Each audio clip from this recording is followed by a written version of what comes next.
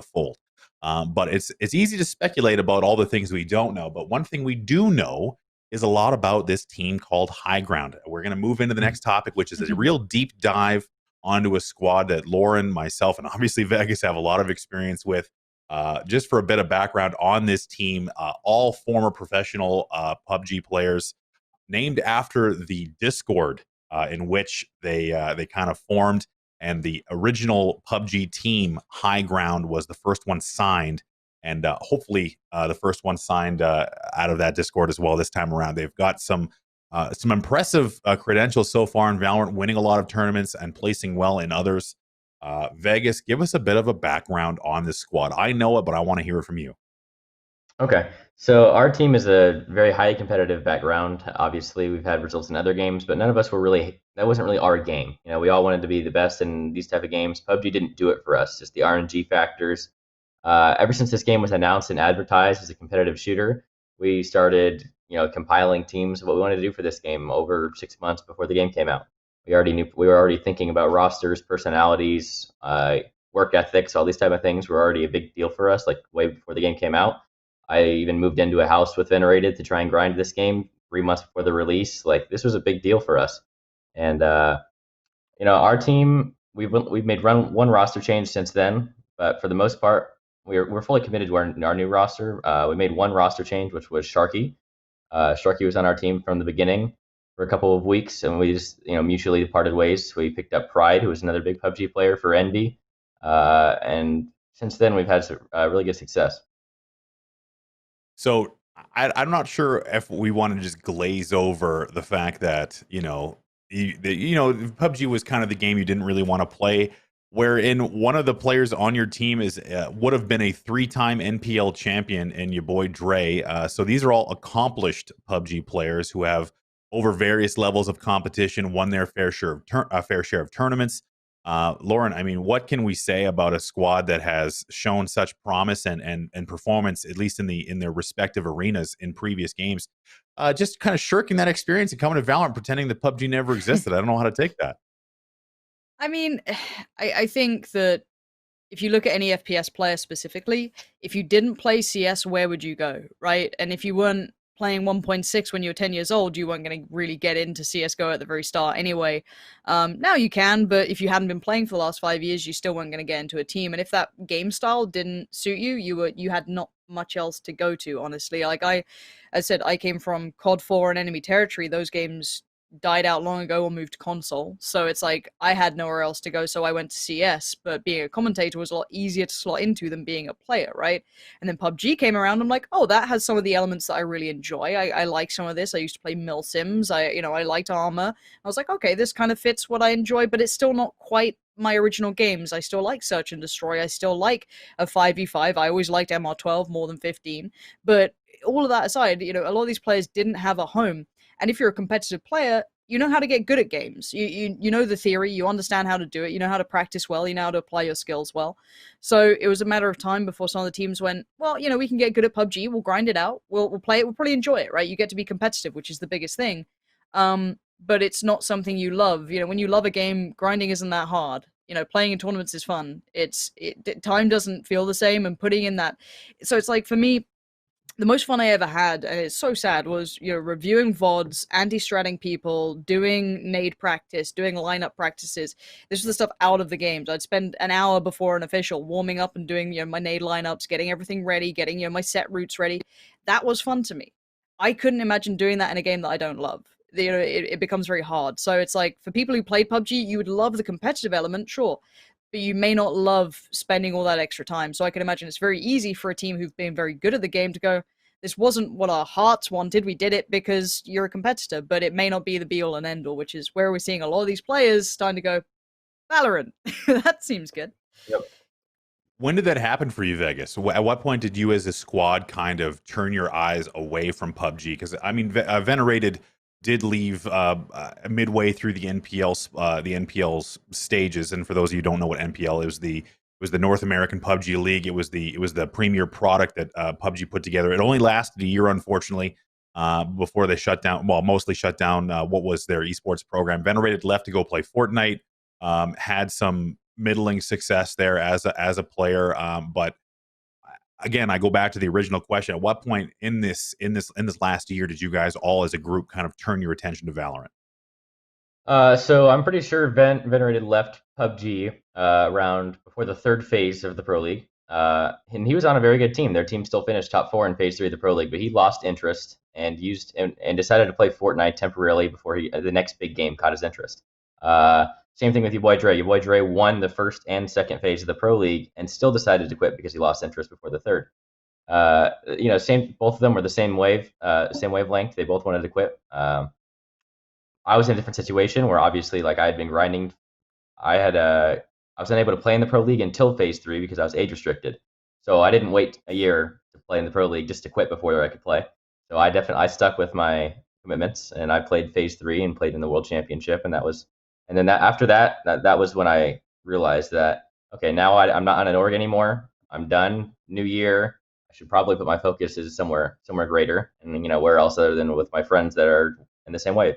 So that's when after the global championship, I started playing a little bit more, but I was pretty much waiting for Valorant. Lots of experience. Yeah, obviously through 2018, 2019, PUBG was still a major focus and a lot of competitive experience there.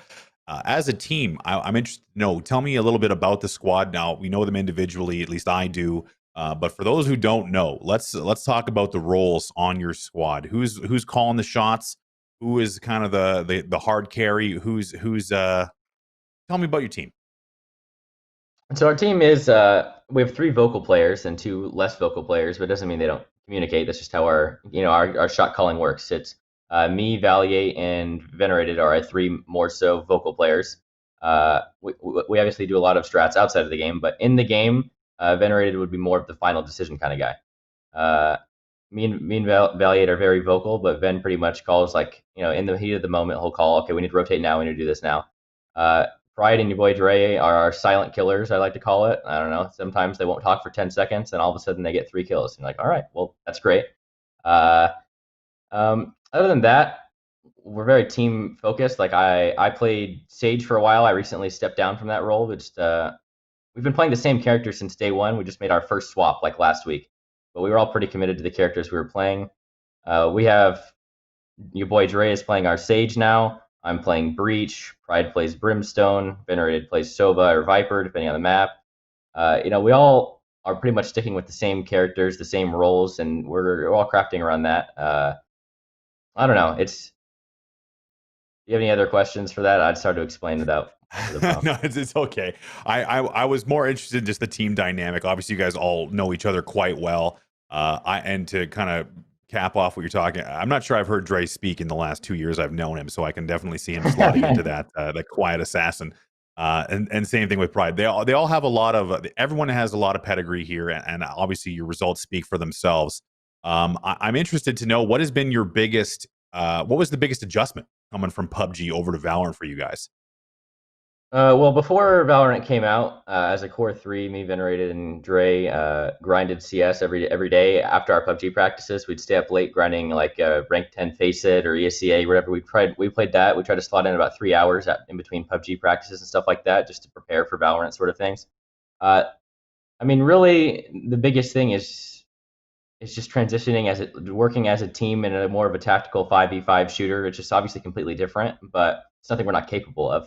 And a lot of people, there's a lot of gatekeeping going around, with the whole, like, entering Valorant. Oh, you didn't come from Counter-Strike. Okay, we didn't come from Counter-Strike, not because we weren't capable. It's just the game's been out for 14 years. How are we supposed to break into the scene, our first game? It's impossible. So there was a lot of gatekeeping in the beginning.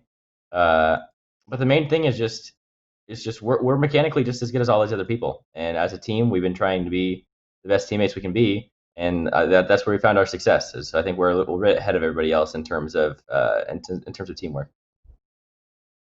Has that motivated you at all? The gatekeeping, the non-CS, you're not endemic to the scene. Has that motivated you guys to put a little bit more fuel on the fire? Oh, 100%. Because we go into these lobbies playing in finals of tournaments against MSPAS or now TSM.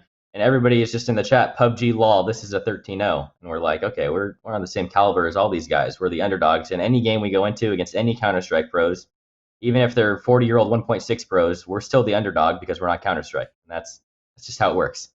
So definitely it's nice to prove them wrong whenever we beat these guys, but everybody kind of expects us to be terrible. So it's nice beating all these Counter-Strike pros when there's been a lot of gatekeeping. Underestimating the PUBG players, and honestly, that doesn't surprise me. Counter Strike was always labeled as the natural evolution of what Valorant was trying to be. So if you had that CS experience, you're kind of expected to be good at Valorant in a way.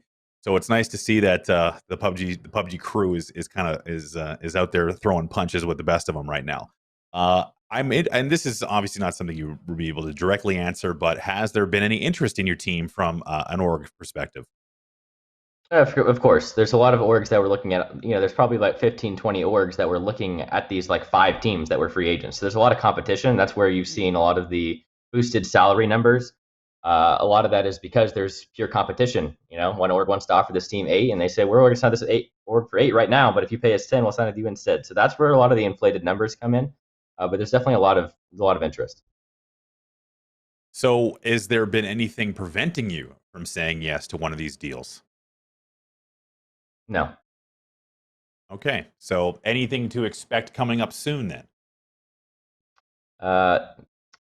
Nothing right now publicly.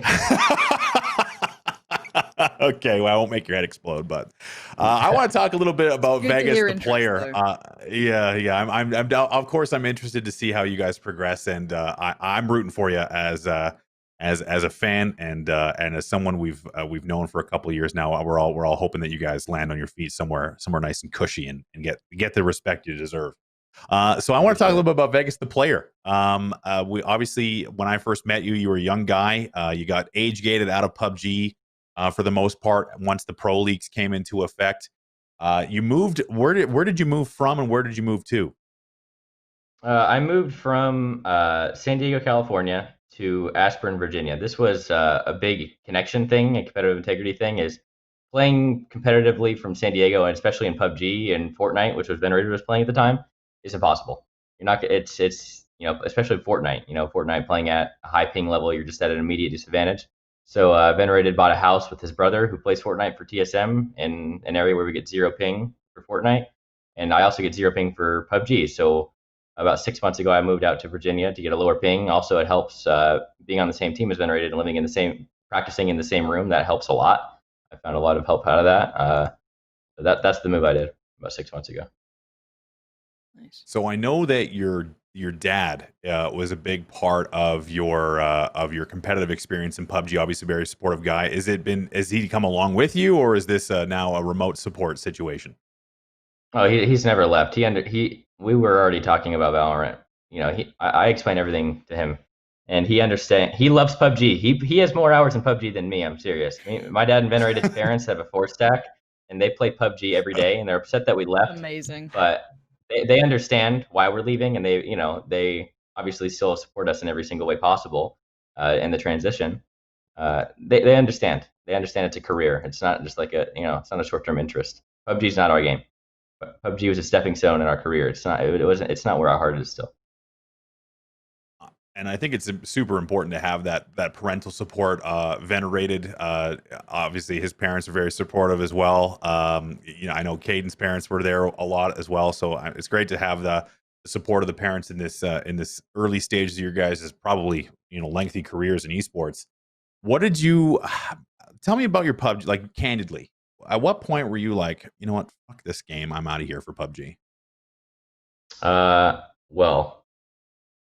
Very soon, very, very quickly into my career in PUBG is when I stopped playing the game outside of a competitive. Like, very quickly, like I'm talking 6 months in, I stopped playing pubs, and I found a lot of success in that. Actually, it was more so for like a success thing. Like, I found myself performing better in scrims when I didn't play the game publicly because I was frustrated about the game every day when I played it. So I pretty much played strictly scrims in like training range for mechanics for almost my whole PUBG career. But about same time when Venerated quit and Dre quit was when I completely knew that I was going to leave soon. That was the point. About phase 3 MPL when everybody else was quitting and the game was going downhill. That's when I knew. Pansy, I have all these questions, but I want to know if you have anything for Vegas. Yeah, no, I just want to ask about transferable skills or what kind of. I know you've obviously played a lot of CS in your like own time, so you definitely kind of got a lot of the fundamentals down. But I speak to a lot of CS, ex pros or current pros in Valorant, and they can say, they can definitely tell when they're playing with an Overwatch player, for example. They don't double peek, they don't know what defaults are, they don't kind of understand some of the theory. They can aim just as well as anyone else, but that mental theory isn't necessarily on the same level yet. How have your skills transferred with your team? Like, how many of you, obviously you said you played a lot of CS. Getting to rank 10 on Face, it's a decent grind. I mean, that's a lot of playing already. But it's like, what was the most surprising thing you picked up early on? Like, did you already have a lot of the kind of fundamentals down? Did you already understand a lot of the basic concepts of Counter Strike that you could apply as a team? Yeah. So, believe it or not, I've watched more CS than anybody, even throughout all my other esports careers. Before I started playing PUBG in 2015, I was traveling to go to CS LANs as a spectator. I would watch, Counter Strike major events. I've got a lot of time. I've got a lot more time watching Counter Strike Pro events than playing.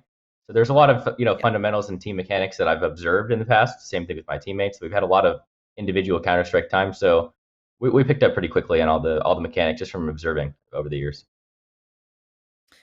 Just to kind of follow on from that, how are you kind of practicing this? Like PUBG, you said you didn't play public games and you didn't really enjoy that side of it. When it comes to things like Valorant, how are you practicing? Because I guess are you going for the same sort of approach where it's mostly scrims, you're just completely focused on the public side, or are you playing everything right now?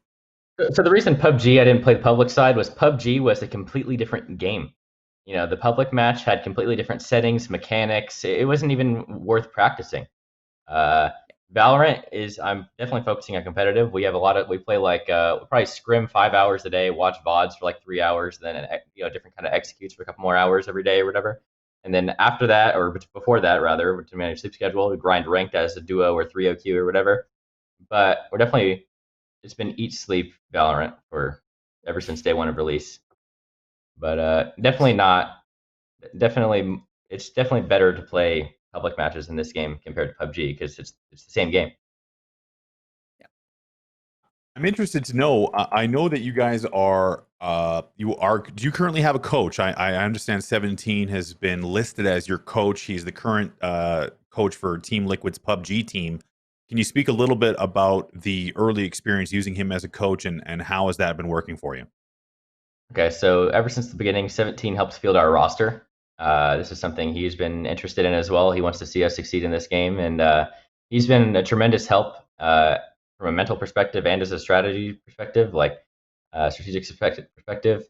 He's just been a major help ever since day one of the game coming out. Ever since he helped us form our roster, he helped us find pride, all that kind of stuff.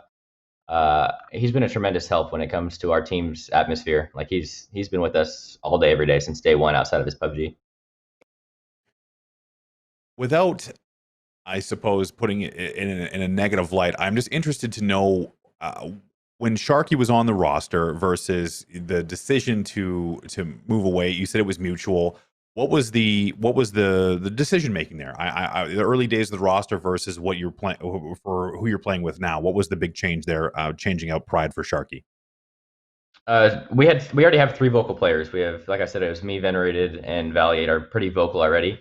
And I felt like it was just too much. Sharky was very vocal, very adamant about certain things, and it was very messy. When we were losing and we were trying to figure out what to do in the next round, there was way too much going on, and it was not ideal. And there were some personality clashes, and that just wasn't going to last if we wanted to be the best in this game. And everybody understands that we were not going to be the best with that roster. We had to make some sort of change, and everybody's at the point where it's not like PUBG where there's going to be a couple people lacking in behind, and you're like, oh, should we replace these guys? They're kind of our friends. No, it's pretty cutthroat. It's like we're not going to be the best with this roster. We're changing this person immediately, and this is how it's going to go. Business is kind of the way she goes, right? Yeah. So I think that could you call Valiate vocal, or would you call him more of like a machine gun with a mouth? Valiant's vocal. He's very vocal. Listening to He's a smart Valiate's guy. and shout out to Valiate, tremendous guy, obviously very smart and vocal. I think it's putting it lightly. That's I can only imagine what the comms are like. It's been fun to watch and listen to him on the stages over the various PUBG tournaments. Just screaming at the top of his lungs. But I'm interested to see how you guys do. So, what is your expectation for this next year? What do you guys expect to accomplish? And outside of the whole organization settling into the tournament structure, what are your expectations for yourself? And how are you going to try and meet those goals? Okay, so our obvious goal is to be the best, as everybody. That sounds corny. Right now, we're the best unsigned team in North America. We're looking to change that soon. And right now, we're part of our scrim groups are specifically against the top 8 teams, top 6 teams rather. And I think we're planning on doing the same thing we're doing right now. Just grinding with the same 6 best teams over and over again. We're going to play whoever's good and consistently play whoever's good. And I think we're going to continue to stay at the top. I feel like if we're playing the best teams every day, all day, I don't see a world where our practice is the best. We're going to maintain to be the best. That's kind of our goal. Pansy, any closing questions?